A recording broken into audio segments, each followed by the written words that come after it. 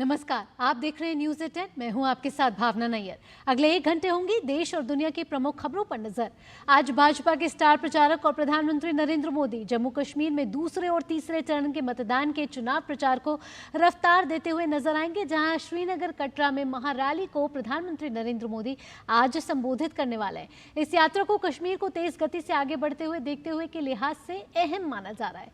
देखेंगे इससे जुड़ी तमाम अपडेट, साथ ही नजर होगी हरियाणा विधानसभा चुनावों से जुड़ी हुई भी, जहां आज भाजपा का संकल्प पत्र जारी किया जाएगा। बताएंगे आपको क्या हो सकते हैं भाजपा के हरियाणा के लिए बड़े वायदे। इसके अलावा खबरें स्वच्छता ही सेवा अभियान से जुड़ी हुई भी होंगी। खेल, कारोबार और अंतर्राष्ट्रीय खबरों पर देंगे आपको बड़ी अपडेट। शुरुआत करते हैं न्यूज़ 10 की अहम सुर्खियों के साथ।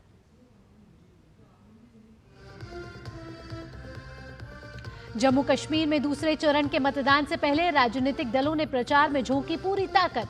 प्रधानमंत्री नरेंद्र मोदी आज श्रीनगर और कटरा में करेंगे जनसभा। अन्य दल भी कर रहे हैं धुआंधार प्रचार।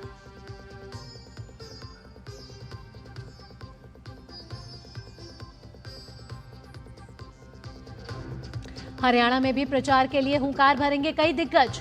भाजपा अध्यक्ष जेपी नड्डा रोहतक में संकल्प पत्र करेंगे जारी। कांग्रेस के घोषणा पत्र में किए गए 7 वादे।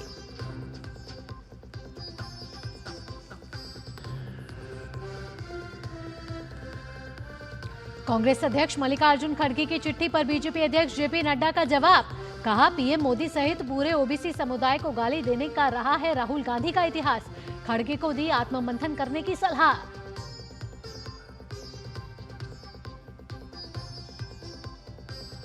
कनाडा में भारतीय दूतावास पर हमला मामले में एनआईए की 5 जगहों पर छापेमारी की कार्रवाई। बीती 13 सितंबर को भी इस मामले में एनआईए ने कई जगहों पर मारे थे छापे।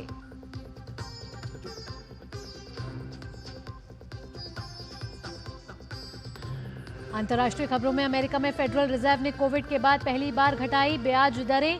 50 बेसिस अंकों की कटौती। पूरी दुनिया के शेयर बाजारों पर दिखेगा इसका असर।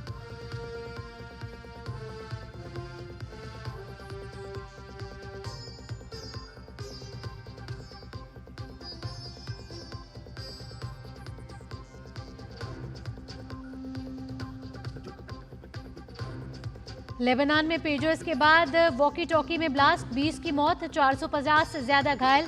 बेरूत के कई इलाकों में सोलर सिस्टम में भी धमाकों की खबर।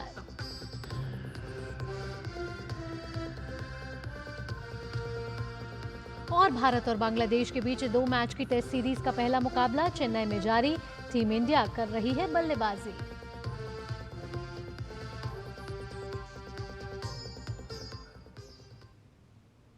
न्यूज़ 10 में सबसे पहले बात कर लेते हैं विधानसभा चुनाव से जुड़ी खबरों पर हमारे खास सेगमेंट जनादेश में।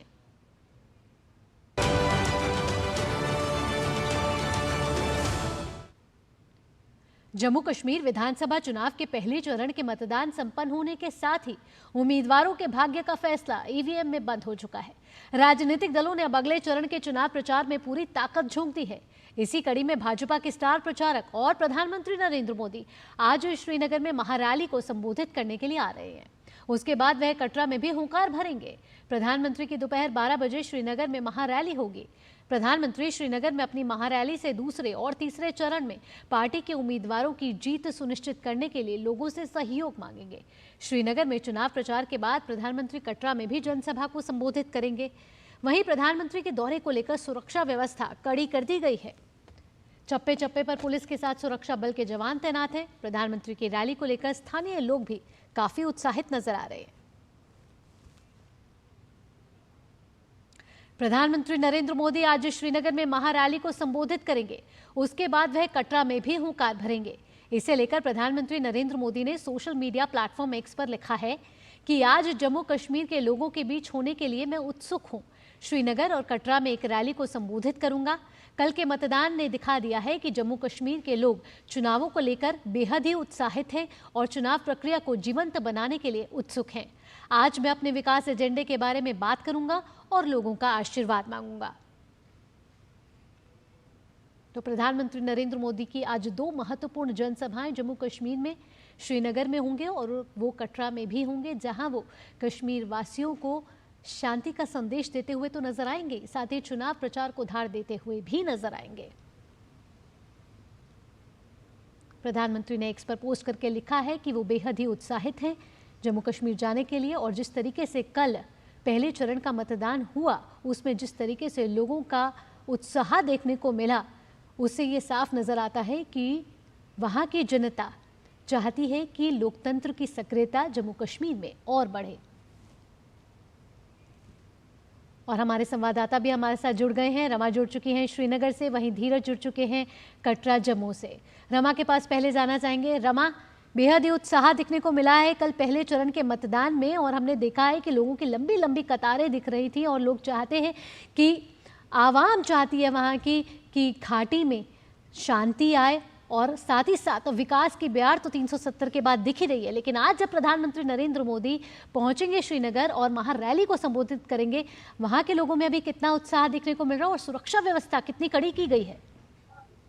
देखिए, सुरक्षा व्यवस्था तो कड़ी है ही, लेकिन लोगों की अगर हम उत्साह की बात करें तो सुबह से ही 7 बजे से ही लोग यहाँ पर आना शुरू हो गए थे और तमाम जो कुर्सियां हैं यहाँ पर भर गई हैं और कोने कोने से यहाँ पर जो लोग हैं आए हुए हैं, प्रधानमंत्री का इंतजार कर रहे हैं। और प्रधानमंत्री का करिश्मा ही ऐसा है, जब प्रधानमंत्री आते हैं तो लोग स्वाभाविक रूप से खींचे चले आते हैं। लोग सुनना चाहते हैं कि प्रधानमंत्री अब क्या कहेंगे, और जिस तरह से बीजेपी के प्रधानमंत्री स्टार प्रचारक हैं और बीजेपी ने जिस तरह से इस बार ठाना है घाटी में कमल खिलाने के लिए, तो उसको देखते हुए ये रैली जो है बेहद महत्वपूर्ण हो जाती है। 19 उम्मीदवार जो है, अगर हम घाटी की बात करते हैं, बीजेपी की तरफ से इस बार उतारे गए हैं। 8 की किस्मत का फैसला कल जो है ईवीएम में बंद हो गया है और अभी जो 11 उम्मीदवार हैं उनकी किस्मत का फैसला होना है। तमाम युवा उम्मीदवार इसमें शामिल हैं, नए चेहरे इसमें शामिल हैं।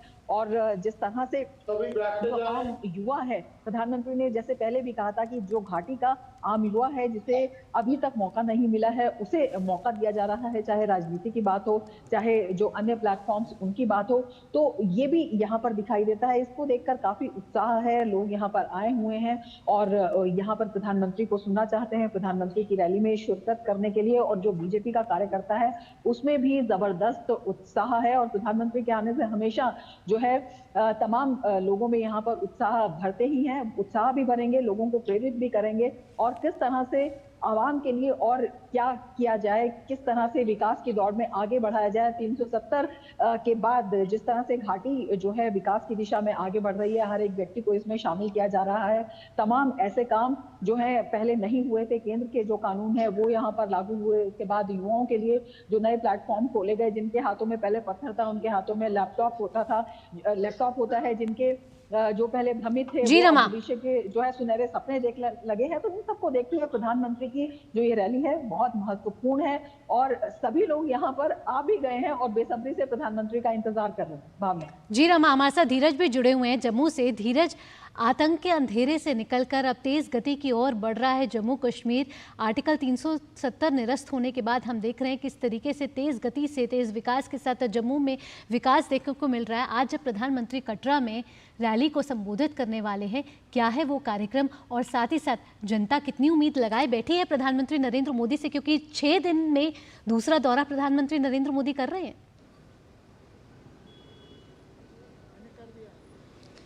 देखिए, बिल्कुल पहले आपने सही कहा। जो सबसे महत्वपूर्ण बात यह है कि दूसरे जो चरण का जो मतदान है वो जम्मू कश्मीर में वो 25 तारीख को है और दूसरे चरण के मतदान को, चुनाव प्रचार को धार देने के लिए आज प्रधानमंत्री ने कटरा और श्रीनगर का दौरा आज उनका है, जैसा कि कार्यक्रम पहले से तय है।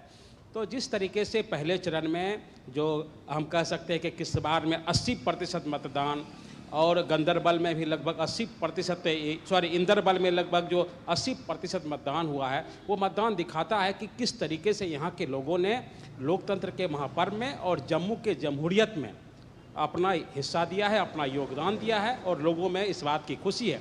अब हम बात कर लेते हैं दूसरे चरण की। दूसरे चरण में भी 26 सीटें हैं और 26 सीटों के लिए 25 सितंबर को मतदान है। और 25 सितंबर में अगर हम जम्मू संभाग की बात करें तो जम्मू संभाग की 11 सीटें आती है और उन 11 सीटों में ये जो कटरा का जो रियासी का क्षेत्र है, जहां पर कि आज लगभग 2 बजे प्रधानमंत्री यहां आएंगे और प्रधानमंत्री आने से पहले माता वैष्णो देवी का ऐसा कहा जा रहा है कि उनका माता का दर्शन करेंगे और दर्शन करने के बाद जो श्राइन बोर्ड का जो परेड ग्राउंड है वहाँ पे प्रधानमंत्री पहुँचेंगे।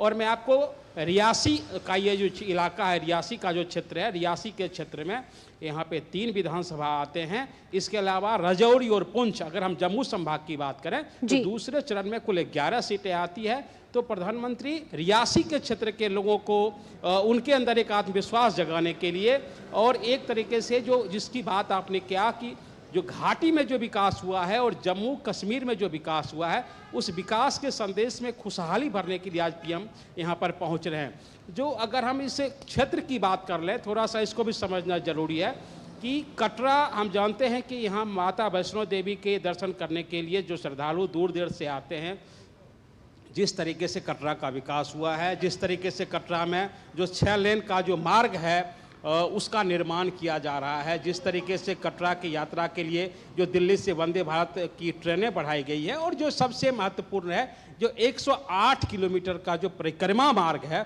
वो यहाँ पे तैयार किया गया है और यात्री सुविधापूर्वक वहाँ तक पहुँचे माता वैष्णो देवी के दर्शन के लिए। तो उसके लिए भी जो तमाम सुविधाएं हैं वो श्राइन बोर्ड की तरफ से की गई है, चाहे उनकी सुरक्षा की बात हो और इसके अलावा जो अब इस बात की व्यवस्था की जा रही है कि गंडोला के जरिए भी जो यात्रियों को कटरा से लेकर माता वैष्णो देवी के मंदिर तक पहुंचाया जाए।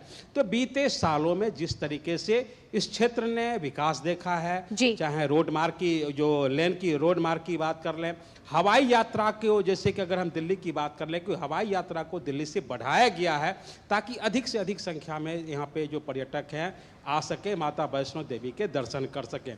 तो उस लिहाज से भी ये इलाका महत्वपूर्ण है। और जो सबसे महत्वपूर्ण है कि अगर हम इस क्षेत्र की बात करें तो जो आय का जो जरिया है, इनकम का जो जरिया है, वो यहाँ के पर्यटक हैं जो कि दूर दराज से यहाँ आते हैं। तो कुल मिलाकर यहाँ एक विकास की जो लकीर बीते सालों में भारतीय जनता पार्टी की तरफ से खींची गई है।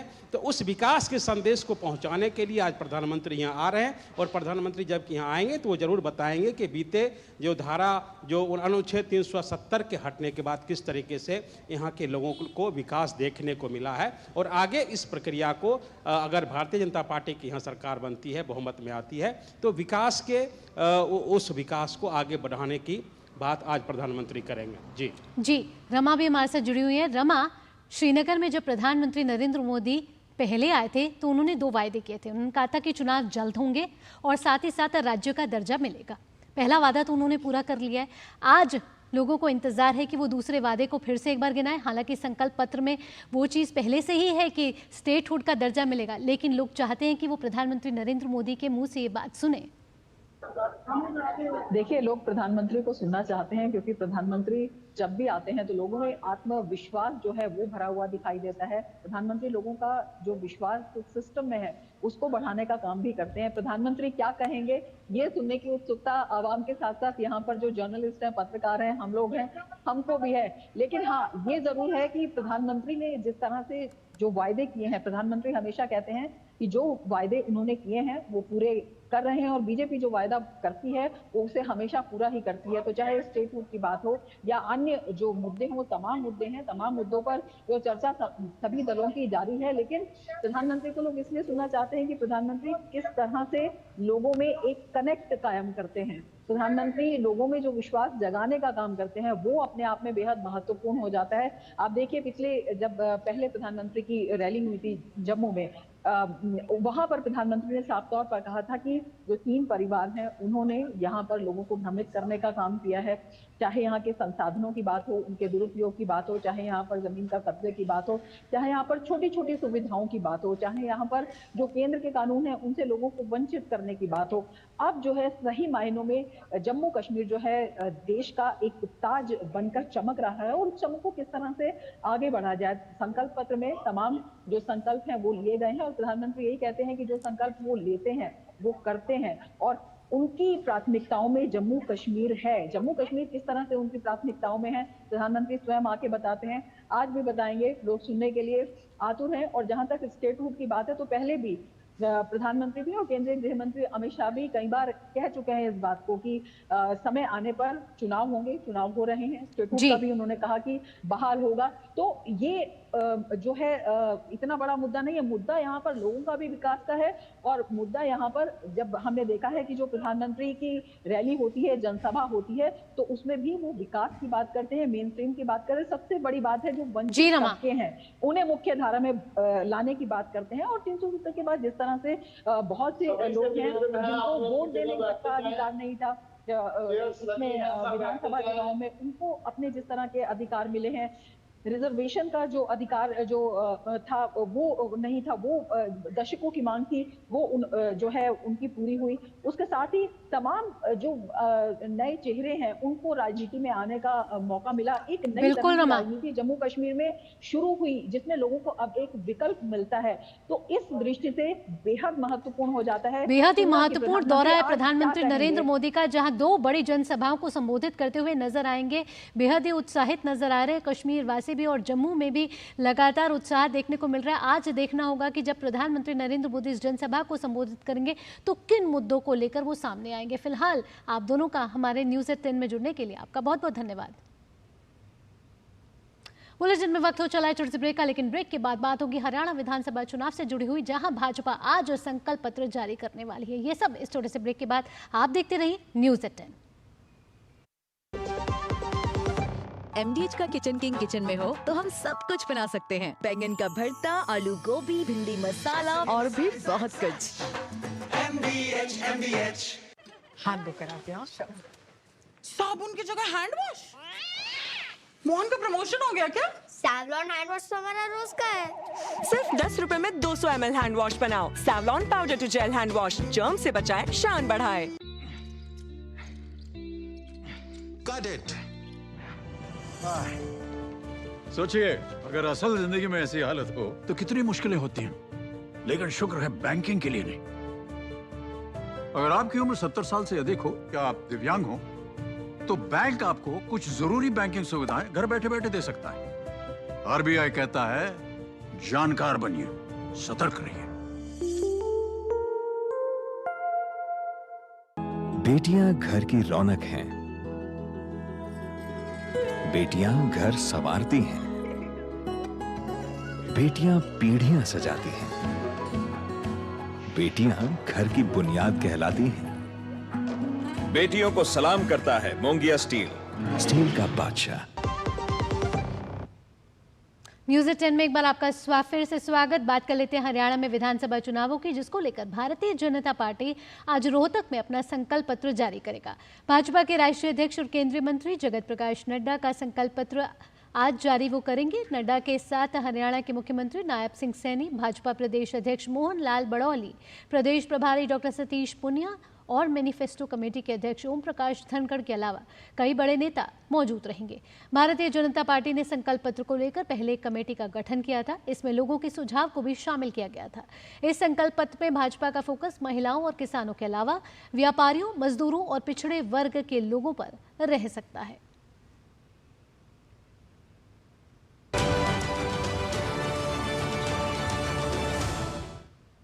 तो ये तो थी जनादेश से जुड़ी खबरें। आइए अब कुछ अन्य महत्वपूर्ण खबरों का भी रुख कर लेते हैं, जिसमें बीजेपी अध्यक्ष जेपी नड्डा ने कांग्रेस अध्यक्ष मल्लिकार्जुन खड़गे को पत्र लिखा है।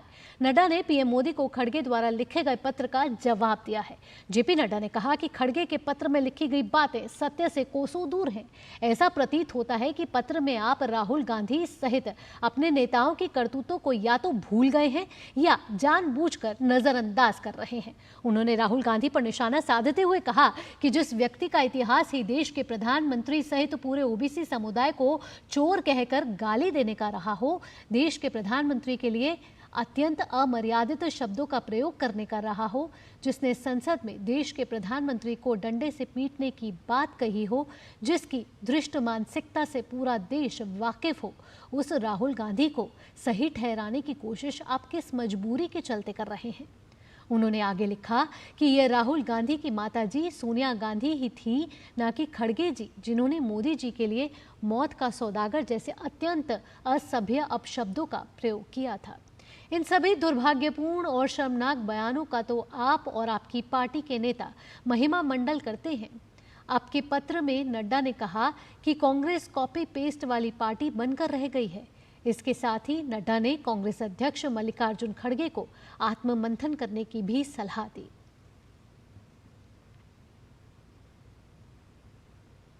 मोदी सरकार के तीसरे कार्यकाल के 100 दिन पूरे हो गए हैं।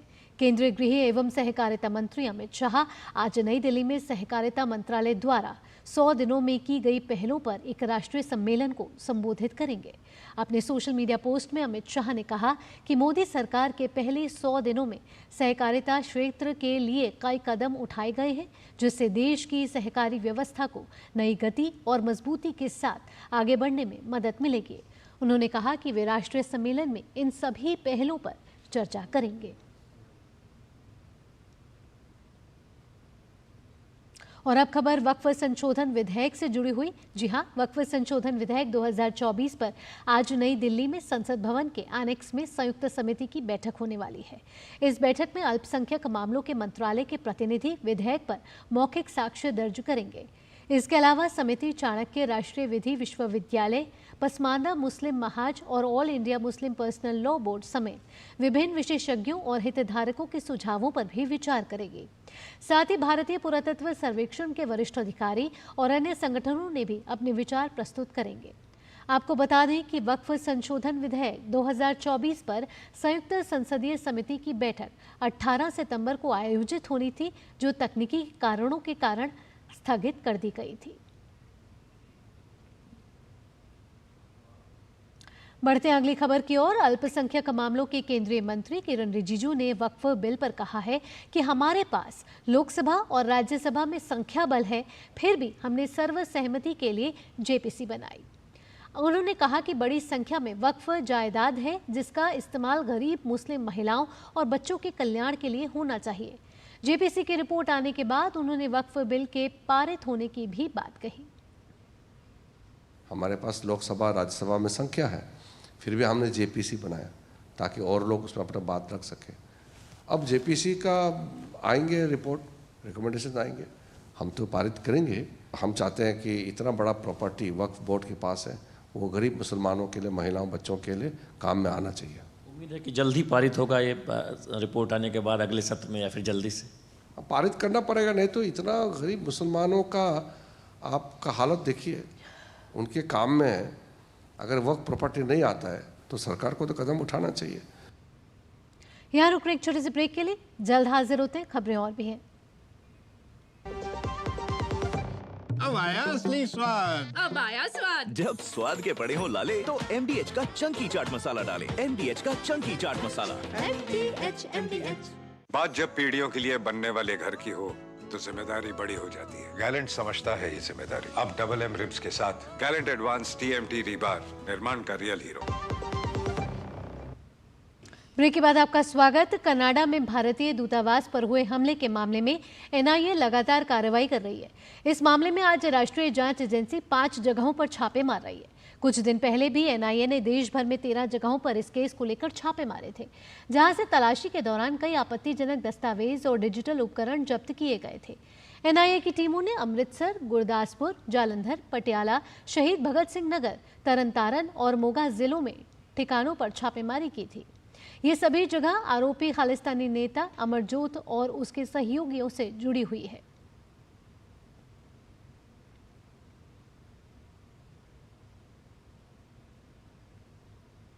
और अब खबर उत्तर प्रदेश से आ रही है। उत्तर प्रदेश के पूर्व IAS अफसर और नोएडा अथॉरिटी के पूर्व CEO रहे मोहिंदर सिंह के खिलाफ ईडी ने बड़ी कार्रवाई की है। ईडी ने चंडीगढ़ स्थित उनके आवास समेत दिल्ली, नोएडा, मेरठ और गोवा के कई ठिकानों पर छापेमारी की है। इस दौरान 1 करोड़ रुपए नकद, 12 करोड़ रुपए मूल्य के हीरे और 7 करोड़ रुपए के सोने के आभूषण बरामद हुए हैं। मोहिंदर सिंह पर नोएडा अथॉरिटी के CEO रहते हुए कई बड़े बिल्डरों को अनुचित लाभ पहुंचाने का आरोप है। जांच एजेंसियों के अनुसार उनके कार्यकाल में कई महत्वपूर्ण प्रोजेक्ट्स में अनियमितताएं सामने आई है। साथ ही मोहिंदर सिंह पर बिल्डरों के साथ मिलीभगत कर भ्रष्टाचार के भी आरोप लगे हुए हैं। ईडी मामले की जांच कर रही है।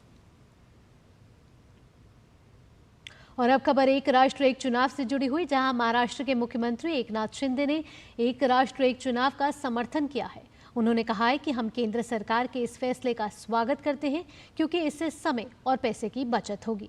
एक राष्ट्र एक चुनाव देश के विकास में अहम भूमिका निभाएगा। केंद्र सरकार की कैबिनेट ने जो मान्यता दी हुई है वन नेशन वन इलेक्शन, उसका हम स्वागत करते हैं, क्योंकि आदरणीय प्रधानमंत्री जी ने कहा है कि इससे समय बचता है, पैसे बचते हैं और जो विकास जो है वो जैसे कोड ऑफ कंडक्ट लगती है तो विकास को भी रुकाना पड़ता है, विकास रुक जाता है। और निश्चित रूप से बहुत बड़े पैमाने में हर साल कुछ ना कुछ इलेक्शन होते हैं और इलेक्शन की वजह से आचार संहिता में सब काम रुकते हैं और इसलिए डेवलपमेंट जो है वो भी रुकती है, डेवलपमेंट का स्पीड कम हो जाता है, पैसे खर्च होते हैं, बड़े पैमाने पर मैन पावर लगाना पड़ता है, ये सब लोग उसमें बिजी हो जाते हैं। तो हमने उसका स्वागत किया है। मोदी सरकार के तीसरे कार्यकाल के 100 दिन पूरे हो गए हैं। इस दौरान सरकार ने किसानों के हित के लिए कई निर्णय लिए हैं। सरकार के फैसलों से देश के किसान बेहद खुश नजर आ रहे हैं। आइए देखते हैं इस पर एक खास रिपोर्ट। मोदी सरकार से बहुत अच्छी उम्मीदें हैं। मोदी सरकार ने किसानों के लिए बहुत अच्छे कार्य किए हैं। पीएम किसान निधि बहुत अच्छी है, किसानों को अच्छी हेल्प मिल रही है, खास समय पे मिल रहा है और किसानों के लिए कई प्रकार की जैसे डीएपी नैनो यूरिया आ रहा है, इनसे बहुत अच्छे फ़ायदे मिल रहे हैं किसानों को। बिजली कनेक्शन भी अच्छे हुए हैं मोदी सरकार के अंदर। पहले 5-5 सालों में किसानों के नंबर नहीं आते थे, आजकल 3-3 महीने में बिजली मिल रही है लोगों को। मोदी जी जब से आए तब से खाद बीज उर्वरक के लिए किसानों को बहुत सहूलियत हुई है। इसके साथ साथ यूरिया डीएपी के जो दुष्परिणाम हो रहे थे उसके लिए इफ़को से मिलकर उन्होंने नैनो यूरिया नैनो डीएपी की खोज कराई, ताकि जो दुष्परिणाम अपन आदमियों पे या जानवरों पे जो पड़ रहे थे उससे बचाने के लिए इन्होंने नैनो यूरिया नैनो डीएपी का प्रयोग करा। साथ ही जहाँ टोंक ज़िले में कहीं भी अपने को ग्रीन हाउस नहीं दिखाई देते थे, पॉली हाउस दिखाई नहीं देते थे, आज आप कहीं भी जाओ जगह जगह आपको पॉली हाउस दिखेगा, जगह जगह आपको सोलर प्लेटें लगी हुई दिखेगी। किसानों के लिए अच्छा कार्य कर रहा है। एक तो किसान सम्मान निधि, उसमें उन्होंने जो 8,000 रुपये किए वो बहुत अच्छा डिसीजन है। उसके अलावा एक यूरिया और डीएपी में जो नैनो यूरिया वगैरह लेके आए हैं, उससे क्या है जो दुष्परिणाम है उससे बचाने की कोशिश की गई है। सरकार ने 18 वर्ष से कम बच्चों को ध्यान में रखते हुए एनपीएस वात्सल्य योजना का शुभारंभ किया है। इसे एक बहुआयामी योजना माना जा रहा है, जिससे बच्चों का भविष्य सुधारने में अभिभावकों को आसानी होगी। इस योजना को लेकर लोगों में खासा उत्साह है। केंद्र सरकार द्वारा बच्चों के वित्तीय भविष्य को सुरक्षित करने के लिए देशव्यापी एनपीएस वात्सल्य योजना शुरू की गई है। केंद्रीय वित्त मंत्री निर्मला सीतारमण ने इस योजना को लॉन्च किया। इस कार्यक्रम के शुभारंभ के मौके पर वर्चुअल माध्यम से एसबीआई के अधिकारियों, कर्मचारियों, छात्रों और अभिभावकों ने भी गुवाहाटी स्थित एसबीआई मुख्यालय में समारोह को देखा। इस मौके पर नाबार्ड के महानिदेशक नवीन कुमार राय और कई अन्य गणमान्य व्यक्ति उपस्थित थे। इस योजना के तहत माता पिता अपने बच्चों के बेहतर भविष्य के लिए खातों में निवेश करके बचत कर सकेंगे। PS Vatsalya was announced by Honorable Finance Minister during the budget speech. Very quickly this has been launched.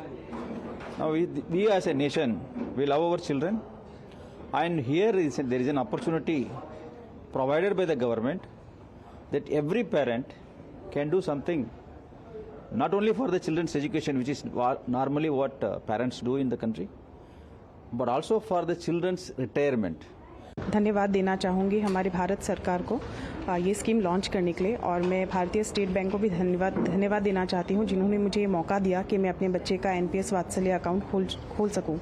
मैं हमेशा से ही एक सिक्योर्ड लॉन्ग टर्म सेविंग्स और इन्वेस्टमेंट प्लान चाहती थी अपने बच्चे के लिए, एंड आई थिंक एनपीएस वात्सल्य उसी का एक जवाब है। एनपीएस वात्सल्य योजना निवेशकों के लिए अच्छे विकल्प प्रदान करता है, जिसके माध्यम से माता पिता बच्चे के नाम पर वार्षिक 1,000 रुपए निवेश कर सकते हैं। वात्सल्य योजना की झारखंड के रांची और जमशेदपुर समेत देश भर में 75 स्थानों पर लॉन्चिंग हुई। गवर्नमेंट ऑफ इंडिया की एक बहुत महत्वपूर्ण योजना है, जिससे हम जो बचत करते हैं आम तौर पे हम जो बड़े लोग हैं अपने आप के लिए करते हैं, हमारे वृद्धा व्यवस्था के लिए हम पेंशन की व्यवस्था करते हैं। लेकिन इस योजना के माध्यम से गवर्नमेंट जो है ये सुनिश्चित कर रही है कि बच्चों को एक जब वो 18 के बाद हो जाएंगे तो उनका एक जो आगे जीवन बिताने के लिए एक उनके पास पूंजी तैयार हो जाएगी। और साथ साथ में अगर उनको कुछ निवेश वगैरह करना है तो उस टाइम पे आपने जो शिक्षण वगैरह है, उच्च शिक्षण वगैरह है, इसके लिए पूंजी तैयार हो जाएगी। एजुकेशन में हमारा हेल्प हुआ है, बहुत हेल्प हुआ है, और ऊपर से माइनर के लिए था तो सेविंग्स ये सब हम लोग इन्वेस्टमेंट के भी तहत हम लोग के बहुत फ़ायदा हुआ। और ये स्कीम बहुत हेल्पफुल है बहुत लोगों के लिए, बहुत हमारे एज के बच्चों के लिए, तो ये आगे बहुत हेल्प करेगा।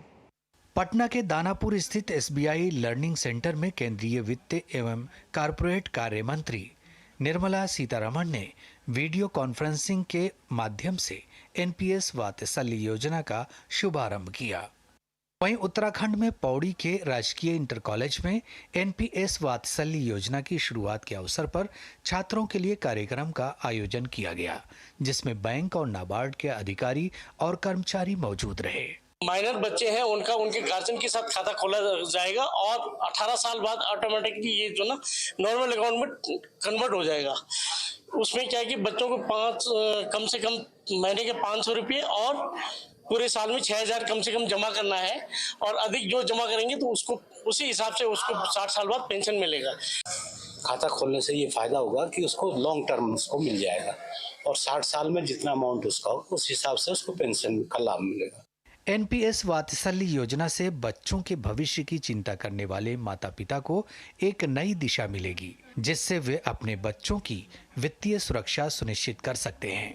यह कदम बच्चों के भविष्य को सुरक्षित करने की दिशा में एक महत्वपूर्ण पहल है, जिससे उनके वित्तीय भविष्य को सुरक्षित और उज्जवल बनाया जा सके। Bureau report DD news. और अब वो दिन लग गए जब आदिवासी महिलाओं को निरक्षरता का दंश झेलना पड़ता था। अब आदिवासी लड़कियां पढ़ लिख कर समाज की मुख्य धारा से जुड़ रही हैं, सफलता की सीढ़ियां चढ़ रही हैं। झारखंड की रितिका तिर्की लोको पायलट बनकर वंदे भारत ट्रेन का परिचालन कर रही है। टाटा नगर पटना के बीच शुरू हुई वंदे भारत ट्रेन की पहली खेप लेकर रितिका तिर्की जमशेदपुर से पटना आई। इसी ट्रेन में सफर कर रही DD न्यूज़ की टीम ने जहां रितिका तिर्की से विशेष बातचीत की, वहीं मुसाफिरों से तिर्की की सफलता की कुंजी को जानने की भी कोशिश की। जब से हम लोग ज्वाइनिंग किए तब से और भी फैसिलिटी बढ़ते जा रहा है, 2019 से लेके अब तक, तो ये वाला में सबसे ज़्यादा फैसिलिटी है। इसके लिए तो बहुत खुशी हो रहा है कि ये मौका हमको मिला है।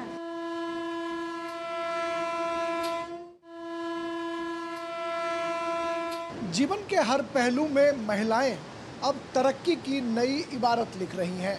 ज़मीन से लेकर आसमान तक, चाहे अंतरिक्ष की बात करें या फिर साइकिल चलाने से लेकर हवाई जहाज उड़ाने तक का जो सपना है उसे महिलाओं ने छुआ है, उसे पार किया है। और अब वंदे भारत जैसी ट्रेनों का परिचालन भी महिलाएं बखूबी कर रही हैं। हम अभी टाटा नगर से पटना नई वंदे भारत एक्सप्रेस ट्रेन में सफ़र कर रहे हैं, जिसका संचालन एक आदिवासी महिला रितिका तिर्की और SS मुंडा कर रहे हैं। आप देख सकते हैं कि रितिका बखूबी इस वंदे भारत ट्रेन का परिचालन कर रहे हैं। देश की महिला राष्ट्रपति भी आदिवासी समाज से आती हैं और रितिका तिर्की जो इस वंदे भारत ट्रेन का बखूबी संचालन कर रही हैं, वो भी समाज के अंतिम पायदान पर रहने वाले जो आदिवासी समाज के लोग हैं उसका प्रतिनिधित्व कर रहे हैं। महिलाएं ट्रेन भी चला रही हैं, हेलीकॉप्टर भी चला रही हैं, प्लेन भी चला रही हैं, ट्रक भी चला रही हैं। एक महिला उसमें भी, और वो आज वंदे भारत का ड्राइविंग कर रही हैं। बहुत गर्व की बात है। वंदे भारत ट्रेन के रफ्तार को अगर आप देखें तो यह रफ्तार तकरीबन 120 को छूता हुआ दिखाई पड़ रहा है और इस ट्रेन का बखूबी परिचालन, बखूबी संचालन ये महिला पायलट कर रही हैं, जो ये दिखाता है कि महिलाएं अब किसी भी स्थिति में, किसी भी क्षेत्र में पीछे नहीं है और वो सिर्फ घरों में चूल्हा चक्की संभालने के बजाय अब ज़मीन से लेकर आसमान तक सुरक्षा की जहां कमान संभालती हैं, वहीं वंदे भारत जैसे ट्रेनों के परिचालन से एक नया संदेश आज की युवा महिलाओं को देने में भी जो ऋतिका तिर्की हैं, ये सफल हो पा रही हैं। ये कहा जा सकता है कि यह एक नई पहल है, नई शुरुआत है। कैमरामैन आनंद कश्यप के साथ टाटा नगर, पटना, वंदे भारत एक्सप्रेस से मैं राजेश राज, डीडी न्यूज़ के लिए। खबर हिमाचल प्रदेश से आ रही है। हिमाचल प्रदेश में मस्जिदों के नाम पर अवैध निर्माण या फिर बाहरी राज्यों से आने वाले लोगों के पंजीकरण के मुद्दे पर आए दिन प्रदर्शन हो रहे हैं। इसे लेकर राज्य सरकार पर सवाल खड़े हो रहे हैं और स्थानीय प्रशासन भी सवालों के घेरे में है। प्रदेश में अल्पसंख्यक समुदाय विशेष की स्थिति और इसके जनसांख्यिकीय असर को लेकर आइए देखते हैं हमारी ये खास रिपोर्ट। तो साल 2001 से लेकर साल 2011 तक जो हिमाचल में जो मुस्लिम आबादी है, जो समुदाय विशेष की आबादी है, उसमें इजाफा करीब 20 से 25% तक का हुआ है। सवाल जो उठ रहे हैं वो इस बात को लेकर उठ रहे हैं कि जो बाहर से लोग हिमाचल में आते हैं उनका कोई डेटा बैंक तैयार क्यों नहीं किया जा रहा। जो मुद्दा कभी मस्जिद के अवैध निर्माण के आरोपों तक सीमित था, वो मुद्दा आज प्रदेश में बाहरी राज्यों से आने वाले लोगों की जांच और उनके औपचारिक पंजीकरण की जरूरत तक पहुंच गया है।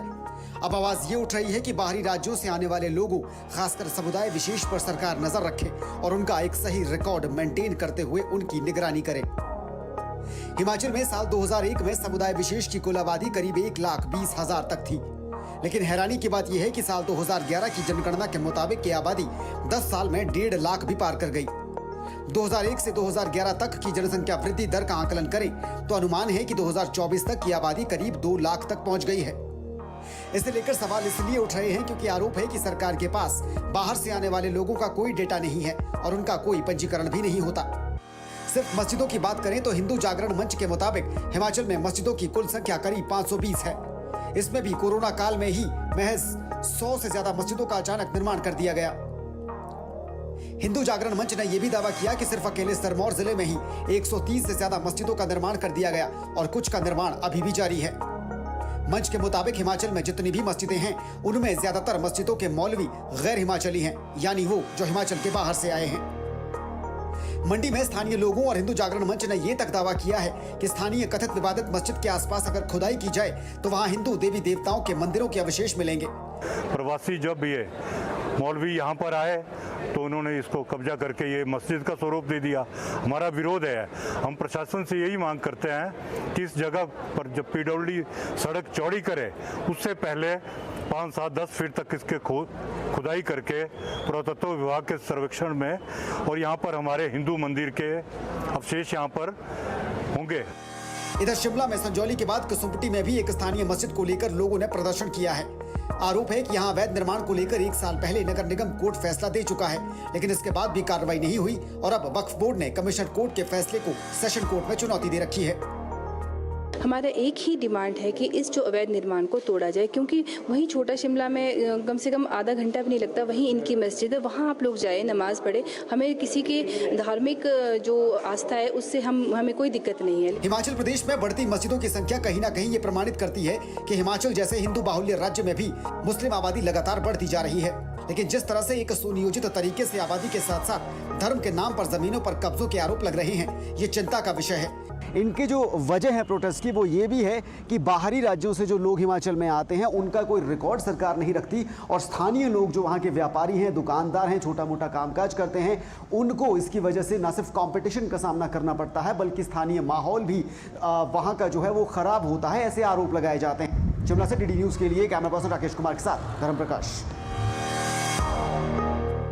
यहाँ रुकेंगे एक ब्रेक के लिए। ब्रेक के बाद खबरें होंगी स्वच्छता ही सेवा अभियान 2024 से जुड़ी हुई। आप जुड़े रहिए न्यूज़ 18 के साथ।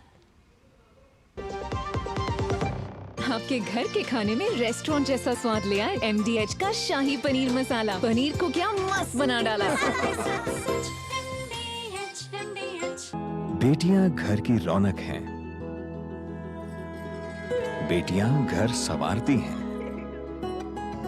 बेटियां पीढ़ियां सजाती हैं। बेटियां घर की बुनियाद कहलाती हैं। बेटियों को सलाम करता है मोंगिया स्टील, स्टील का बादशाह। ब्रेक के बाद आपका स्वागत। आप देख रहे हैं न्यूज़ 18 और अब खबरें स्वच्छता ही सेवा अभियान से जुड़ी हुई।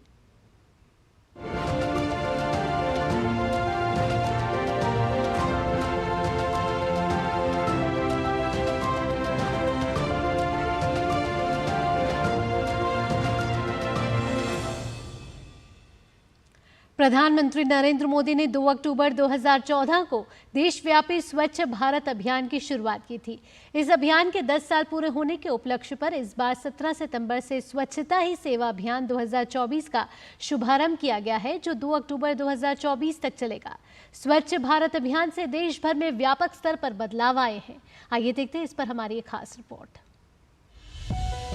प्रधानमंत्री नरेंद्र मोदी ने 2 अक्टूबर 2014 को देश भर में स्वच्छ भारत अभियान की शुरुआत की थी। स्वच्छ भारत अभियान के शुभारंभ की 10वीं वर्षगांठ का उत्सव मनाने के लिए भारत सरकार के विधि विभाग द्वारा 17 सितंबर 2024 से स्वच्छता ही सेवा अभियान SHS 2024 का शुभारंभ किया गया। इस वर्ष के लिए स्वच्छता ही सेवा का विषय है स्वभाव स्वच्छता, संस्कार स्वच्छता, और इसके अंतर्गत देश भर में स्वच्छता के प्रयासों में नागरिकों की भागीदारी और सामूहिक कार्यों की भावना को जगाया जाएगा। महात्मा गांधी की विरासत का सम्मान करने और स्वच्छता को जीवन का एक भाग बनाने के उद्देश्य से 2 अक्टूबर 2024 को श्रमदान द्वारा SHS 2024 अभियान का समापन होगा। 10 साल पहले शुरू किए गए स्वच्छता अभियान ने लोगों के जीवन में व्यापक स्तर पर बदलाव लाया है। प्रधानमंत्री नरेंद्र मोदी ने अपने मासिक मन की बात कार्यक्रम में भी कई बार इस अभियान से जुड़े लोगों की हौसला अफजाई की। मन की बात कार्यक्रम के 98वें अंक में प्रधानमंत्री ने हरियाणा के दुल्हेड़ी के युवाओं का जिक्र किया, जिन्होंने स्वच्छता की मिसाल पेश की। मेरे प्यारे देशवासियों, स्वच्छ भारत अभियान ने हमारे देश में जन भागीदारी के मायने ही बदल दिए हैं। देश में कहीं पर भी कुछ स्वच्छता से जुड़ा हुआ होता है तो लोग इसकी जानकारी मुझ तक जरूर पहुंचाते हैं। ऐसे ही मेरा ध्यान गया है हरियाणा के युवाओं के एक स्वच्छता अभियान पर। हरियाणा में एक गांव है दुल्हेड़ी। यहाँ के युवाओं ने तय किया हमें भिवानी शहर को स्वच्छता के मामले में एक मिसाल बनाना है। उन्होंने युवा स्वच्छता एवं जन सेवा समिति नाम से एक संगठन बनाया। इस समिति से जुड़े युवा सुबह 4 बजे भिवानी पहुंच जाते हैं। शहर के अलग अलग स्थलों पर ये मिलकर सफाई अभियान चलाते हैं। ये लोग अब तक शहर के अलग अलग इलाकों से कई टन कूड़ा साफ कर चुके हैं। स्वच्छ भारत अभियान का एक महत्वपूर्ण आयाम वेस्ट टू वेल्थ भी है। वेस्ट टू वेल्थ मिशन कचरे से संपदा बनाने पर केंद्रित है। प्रधानमंत्री ने अपने मन की बात कार्यक्रम में उड़ीसा की कमला मोहराना का जिक्र किया, जिन्होंने अपनी भागीदारी से इस अभियान को आमदनी का एक जरिया बना लिया। स्वच्छ भारत अभियान का एक महत्वपूर्ण आयाम वेस्ट टू वेल्थ भी है। ओडिशा के केंद्रपाड़ा जिले की एक बहन कमला मोहराना एक स्वयं सहायता समूह चलाती है। इस समूह की महिलाएं दूध की थैली और दूसरी प्लास्टिक पैकिंग से टोकरी और मोबाइल स्टैंड जैसी कई चीजें बनाती हैं। ये इनके लिए स्वच्छता के साथ ही आमदनी का भी एक अच्छा जरिया बन रहा है। हम अगर ठान लें तो स्वच्छ भारत में अपना बहुत बड़ा योगदान दे सकते हैं। कम से कम प्लास्टिक बैग की जगह कपड़े के बैग का संकल्प तो हम सबको ही लेना चाहिए। इस साल इस अभियान के 10 साल पूरे होने पर 17 सितंबर से जो स्वच्छता ही सेवा अभियान मनाया जा रहा है, वो लोगों को ऐसे ही स्वच्छता को अपने जीवन का हिस्सा बनाने के लिए प्रेरित करेगा। Bureau report, DD news. स्वच्छता ही सेवा पखवाड़े के तहत महाराष्ट्र के मुख्यमंत्री एकनाथ शिंदे ने मुंबई के गिरगांव चौपाटी में स्वच्छता ही सेवा अभियान में हिस्सा लिया। इस अवसर पर एकनाथ शिंदे ने कहा कि यह अभियान न केवल मुंबई में बल्कि पूरे देश में बहुत सफल हुआ है। पीएम मोदी के जन्मदिन पर शुरू हुआ स्वच्छता पखवाड़ा राष्ट्रपिता महात्मा गांधी की जयंती 2 अक्टूबर तक चलेगा।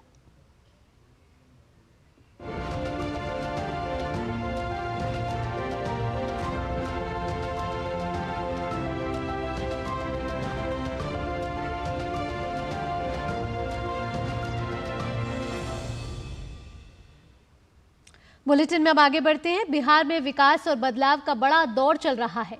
यहाँ सूचना और प्रौद्योगिकी के क्षेत्र में बड़ी क्रांति आने वाली है। एक तरफ राज्य में 2 IT पार्कों का निर्माण किया जा रहा है, वहीं बिहार का पहला सुपर कंप्यूटर परम बुद्ध तैयार हो गया है।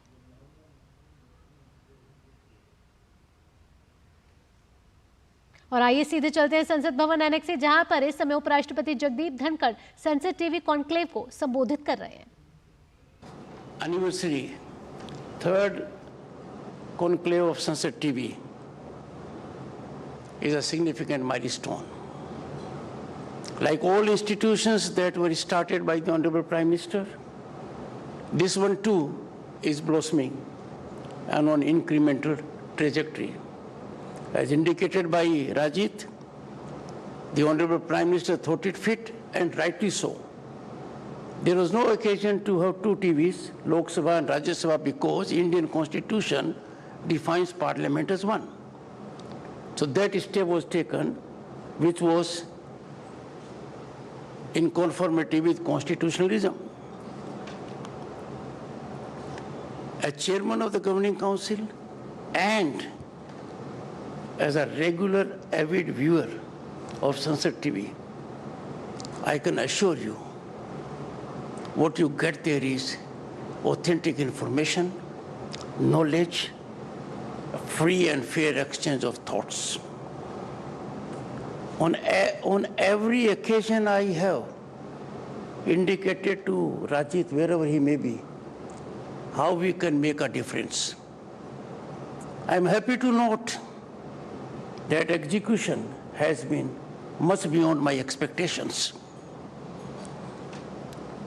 I am particularly grateful to Shri Om Birla ji.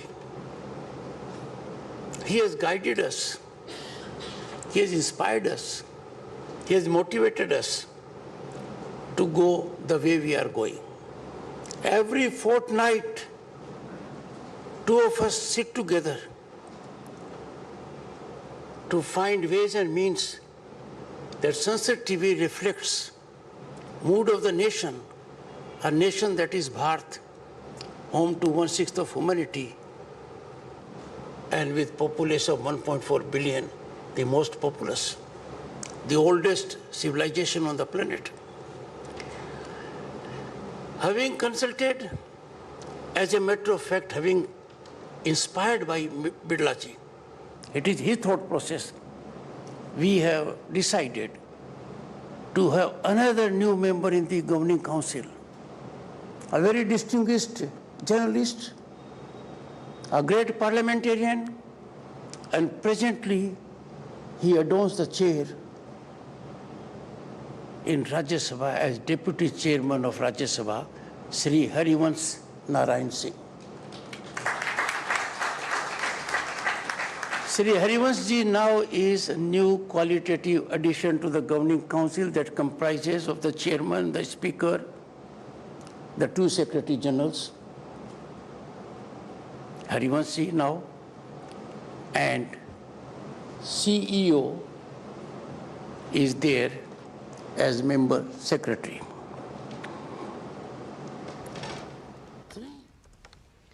आप देख रहे थे उपराष्ट्रपति जगदीप धनखड़ का संबोधन, जो संसद टीवी कॉन्क्लेव में संबोधित कर रहे थे। इस मौके पर उन्होंने कहा कि ये संसद टीवी का 3रा कॉन्क्लेव है और प्रधानमंत्री नरेंद्र मोदी की पहल पर संसद टीवी की शुरुआत हुई थी। उन्होंने कहा कि जिस तरीके से वे और लोकसभा स्पीकर ओम बिरला 2 हफ्ते में एक बार ज़रूर बैठते हैं और संसद टीवी को तेज़ गति प्रदान करने के लिए, उसके विकास कार्यों में वो किस तरीके से और बेहतर हो, इसके लेकर मंथन करते हैं। साथ ही उन्होंने बताया कि राज्यसभा के डिप्टी चेयरमैन हरिवंश जी को गवर्निंग काउंसिल में ऐड किया गया है, उनको जोड़ा गया है और वो भी अब गवर्निंग काउंसिल का सदस्य बन चुके हैं। इसी के साथ यहाँ रुक रहे हैं छोटे से ब्रेक के लिए, लेकिन ब्रेक के बाद आपको खबर बताएंगे अंतर्राष्ट्रीय जगत से, जहां अमेरिकी फेडरल रिजर्व ने ब्याज दरों में कटौती की है। बताएंगे आपको क्यों कटौती की है, ये सब इस छोटे से ब्रेक के बाद। आप देखते रहिए न्यूज़ एट 10।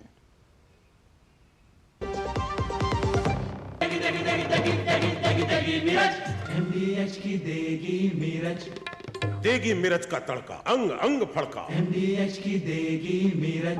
बेटियां घर की रौनक हैं, बेटियां घर संवारती हैं, बेटियां पीढ़ियां सजाती हैं, बेटियां घर की बुनियाद कहलाती हैं। बेटियों को सलाम करता है मोंगिया स्टील, स्टील का बादशाह। ब्रेक के बाद आपका स्वागत। अंतर्राष्ट्रीय खबरों का रुख कर लेते हैं, जहां अमेरिकी फेडरल रिजर्व ने ब्याज दरों में कटौती का ऐलान किया है। 2 दिवसीय फेडरल ओपन मार्केट कमेटी की बैठक में ब्याज दरों में 50 बेसिस पॉइंट की कटौती का फैसला किया गया है।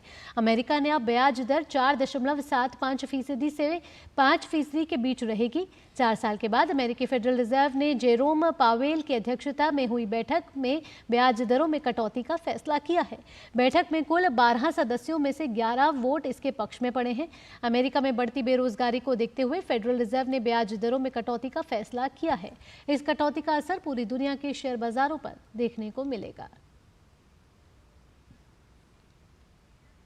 खबर लेबनान से आ रही है। लेबनान पेजर धमाके के बाद अब वायरलेस सेट में हुए धमाकों से लेबनान हिल गया है। लेबनान में बुधवार को हिजबुल्लाह के वायरलेस सेट में धमाके देखे गए हैं। इन धमाकों में 20 लोगों की मौत की खबर है। लेबनान के स्वास्थ्य मंत्रालय ने कहा कि बुधवार को बैरूत के उपनगरीय इलाकों और बेका घाटी में 20 लोग मारे गए और 450 से अधिक लोग घायल हो गए, जबकि मंगलवार के विस्फोटों में मरने वालों की संख्या बढ़कर 12 हो गई है, जिसमें 2 बच्चे भी शामिल हैं, जबकि लगभग 3000 लोग घायल हुए हैं।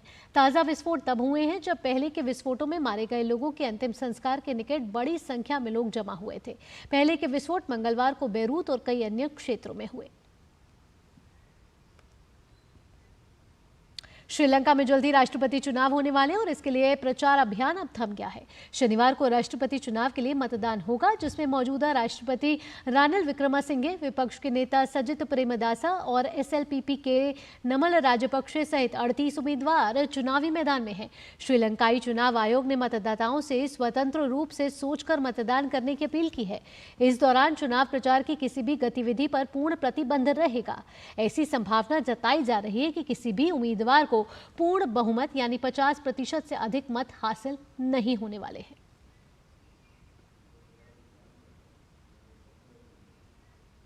पेरू के राष्ट्रपति दीना बोलुआर्ट ने विनाशकारी वन आग से प्रभावित 3 क्षेत्रों में आपातकाल की स्थिति घोषित कर दी है।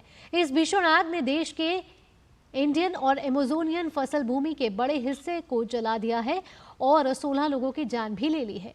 राष्ट्रपति दीना बोलुआर्ट ने कहा कि अमेज़न, सेंट मार्टिन और उकायाली के घने जंगलों वाले उत्तरी क्षेत्रों में नए आपातकालीन उपाय लागू किए जाएंगे ताकि आग से लड़ने के लिए अधिक संसाधन आवंटित किए जा सके।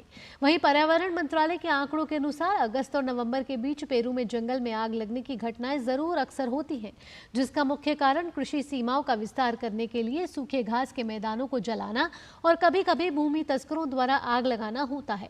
राष्ट्रपति ने कहा कि पेरू ने अपने अधिकांश क्षेत्रों में 238 आग की घटनाएं दर्ज की हैं और इनमें से लगभग 80% को नियंत्रित भी कर लिया गया है। खेल की खबरों का रुख कर लेते हैं, जहां भारत और बांग्लादेश के बीच 2 टेस्ट मैचों की सीरीज का पहला टेस्ट मैच आज से चेन्नई में खेला जा रहा है। बांग्लादेश ने टॉस जीतकर पहले गेंदबाजी का फैसला किया है। भारत की शुरुआत अच्छी नहीं रही और जल्द ही 2 विकेट गिर गए। कप्तान रोहित शर्मा 6 और शुभमन गिल 0 पर आउट हो गए। कोहली भी कुछ खास नहीं कर सके और 6 रन बनाकर विकेट के पीछे कैच आउट हुए। ताज़ा समाचार मिलने तक भारत ने 3 विकेट पर 36 रन बना लिए थे। चीन को उसी के घर में हराकर एशियन चैंपियंस ट्रॉफी हॉकी का खिताब जीतने वाली भारतीय हॉकी टीम आज स्वदेश वापस लौट आई है। भारतीय टीम ने रिकॉर्ड 5वीं बार इस खिताब को अपने नाम किया है, जबकि यह लगातार दूसरी बार रहा जब टीम एशियन चैंपियंस ट्रॉफी के खिताब को जीतने में सफल रही। पिछली बार भारतीय टीम ने इस प्रतियोगिता में मलेशिया को फाइनल में हराया था। दिल्ली का इंदिरा गांधी अंतर्राष्ट्रीय एयरपोर्ट अपनी खूबसूरती के लिए तो दुनिया भर में प्रसिद्ध है, लेकिन इस साल इस एयरपोर्ट पर एक और नजारा बार बार देखने को मिला है, जो कि चैंपियंस के स्वागत का रहा है। कभी भारतीय क्रिकेट टीम के विश्व चैंपियन बनने के रूप में, तो कभी ओलंपिक और पैरालंपिक के विजेता खिलाड़ियों के तौर पर। इस कड़ी में गुरुवार को भी स्वागत की तस्वीर दिखी, जहां एशियन चैंपियंस ट्रॉफी हॉकी का खिताब 5वीं बार जीतने वाली भारतीय हॉकी टीम स्वदेश लौटी। खिलाड़ियों के चेहरे पर मुस्कान भारतीय हॉकी के बदलते अक्स को सामने रख रही थी और दिल में एक ही आवाज शोर मचा रही थी, रुकेंगे नहीं, थकेंगे नहीं, हर मोर्चा जीतेंगे। हर एक जीत स्पेशल रहती है हमारी टीम के लिए और लास्ट टाइम भी ये चैंपियन थे, इस बार भी, क्योंकि बैक टू बैक जीतना टूर्नामेंट बहुत बड़ी बात होती है हमारे लिए।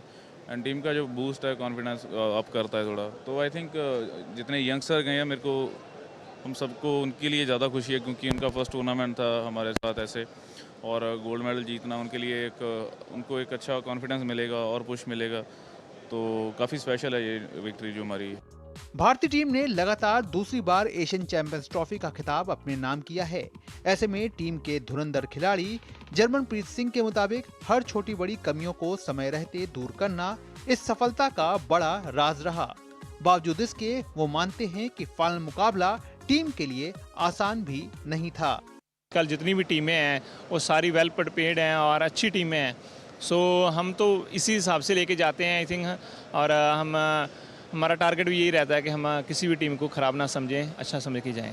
वैसे देखा जाए तो भारतीय हॉकी टीम की सफलता का ग्राफ लगातार आगे बढ़ा है, फिर चाहे एशियन चैंपियंस ट्रॉफी हो या एशियन गेम्स या फिर पेरिस ओलंपिक का कांस्य पदक।